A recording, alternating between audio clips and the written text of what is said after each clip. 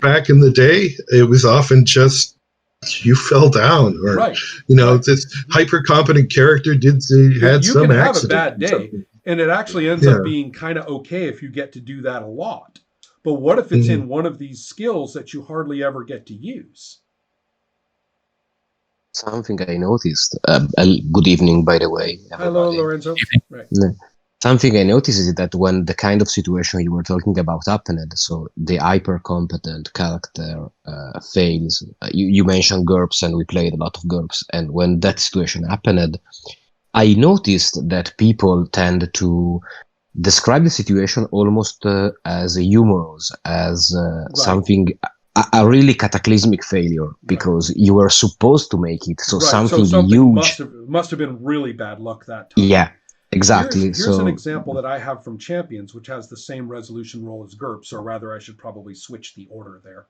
But the idea, the example I have, if you will, forgive an overly detailed account anecdote. Our intrepid superheroes were facing the horrifying villain Raptor with his spread mechanical bladed wings, and the new character, a new player, had joined us, and he had made up the intriguing Insecto, who commanded insects. He could himself stick to walls and jump around, and he commanded insects.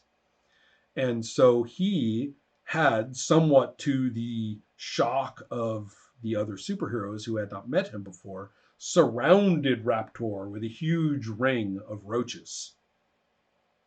Mhm. Right? Well, one of the other characters, who was a very fast character, said that he would, race across the roaches and leap across the roaches to go and come to grips with Raptor, whom he hated very much.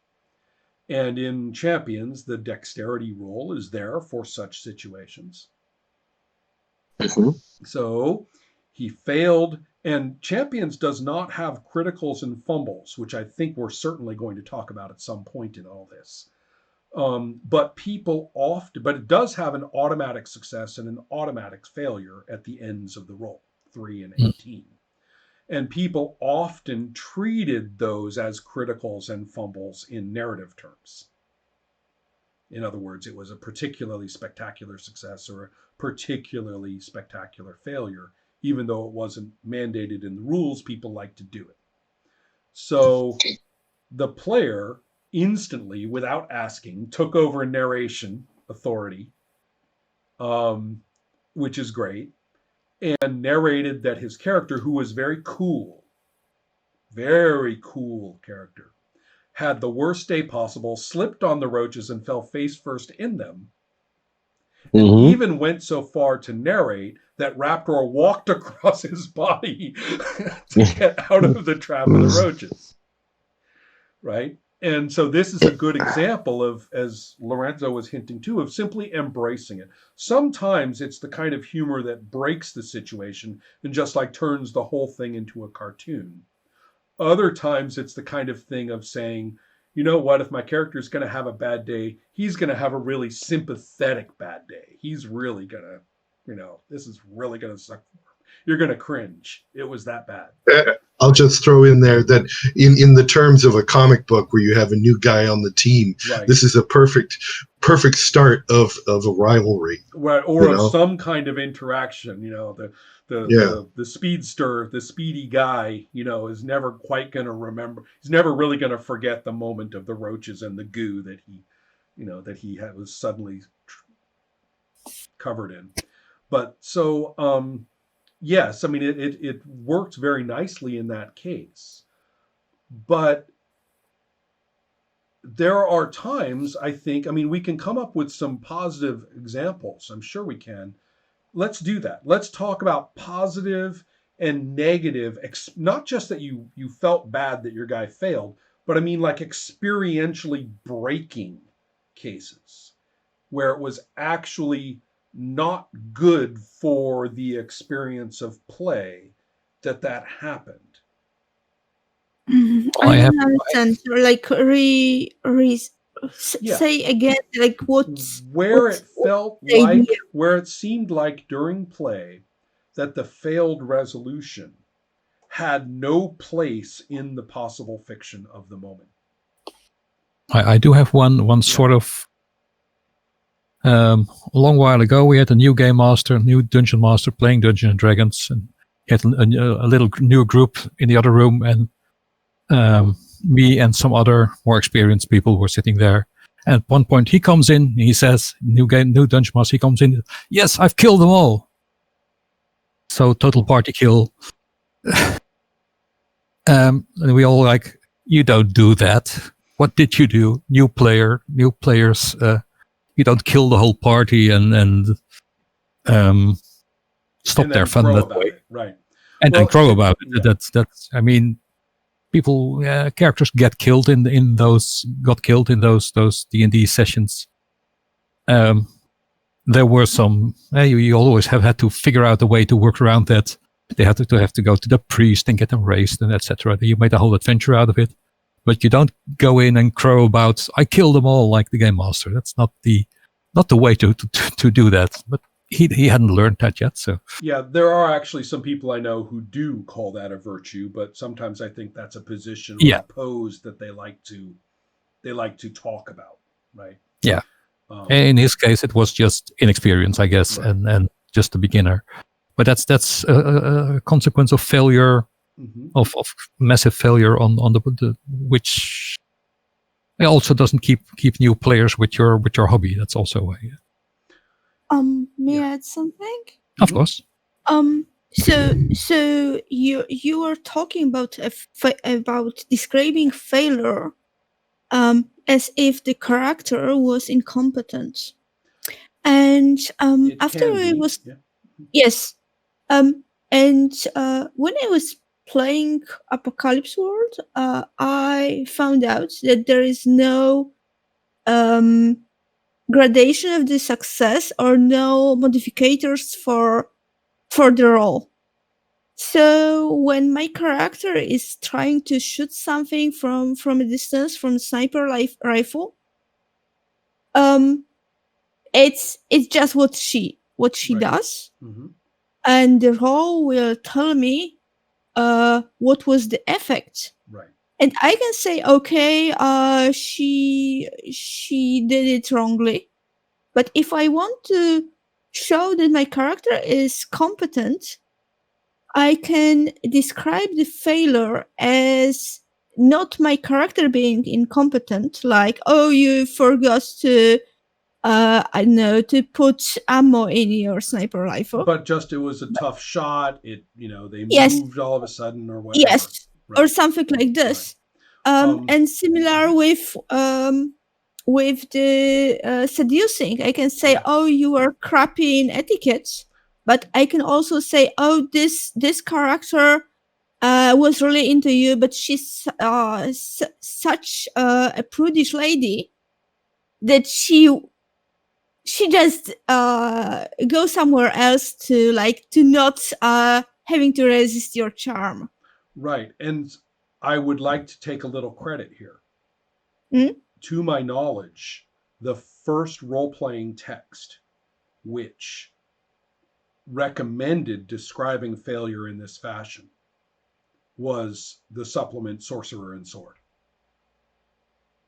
That it was an option not to describe a failed task or a failed attempt as a literal failure of activity on your character's part. And that was treated by a number of readers at the time as a revelation. Whereas I had discovered that skill in Champions so that when somebody narrated spectacular failure or particularly incompetent failure, it was usually the player choosing to do so because they wanted that at that time. But the default was usually to, if you want to call it that way, to make up an excuse, if you want to look at it that way. And that Lorenzo You remember when we were playing the Lamentations game? Yeah, of course. Do you remember how I narrated combat with the wolves? Yeah, it was fairly long, so maybe if you're thinking of a specific moment, but yeah, I remember it quite well. You also made a video commenting on that. I think. did. And one of the Yeah. important, well, I was talking about the ordering of action with the wolves Yeah, and yeah. how I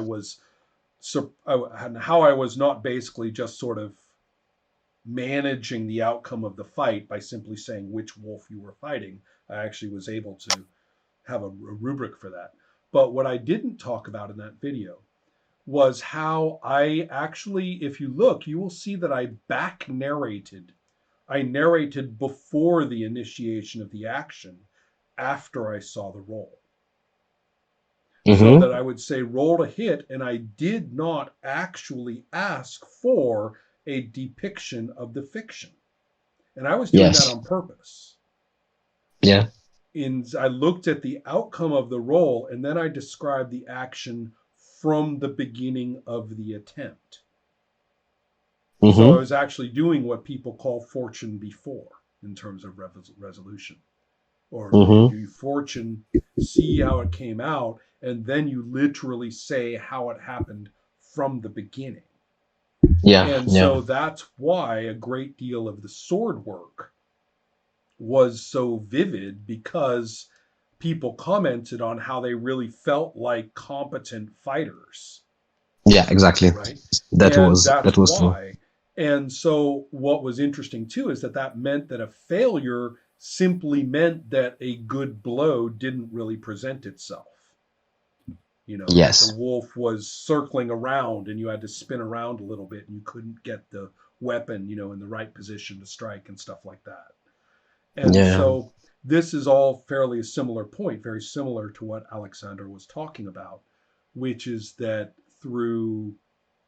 there's nothing about the failed attempt that necessarily relies on the character's competence coming into question. Yeah. And yet, that is how most skill roles are phrased. In other words, you're better at it, right? I mean, you're better at it.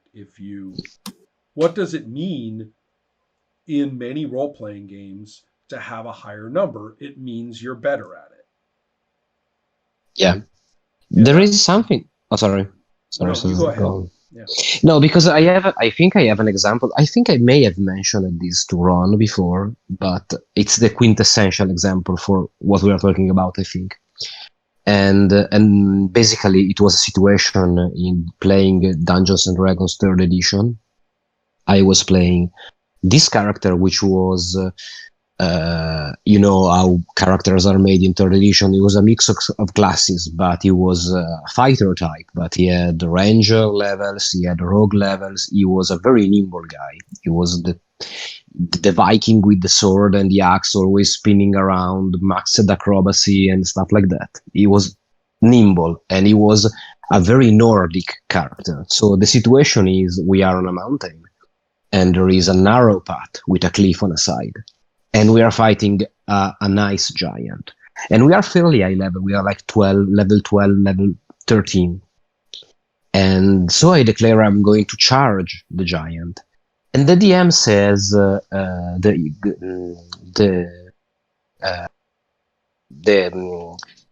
cliff is slippery, so it's going to be risky. You may slide, you may fall at any time.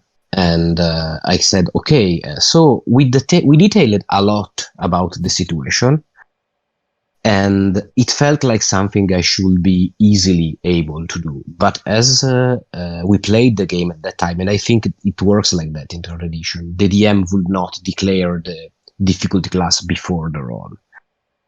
So I charge the creature, and I get a poor dice roll. I get like a 5, I think. The 5 will still get me something like 21 on the check, something like that. But it felt like a failure to the DM. So I sleep and I fall off the cliff while I'm charging the giant on the ledge.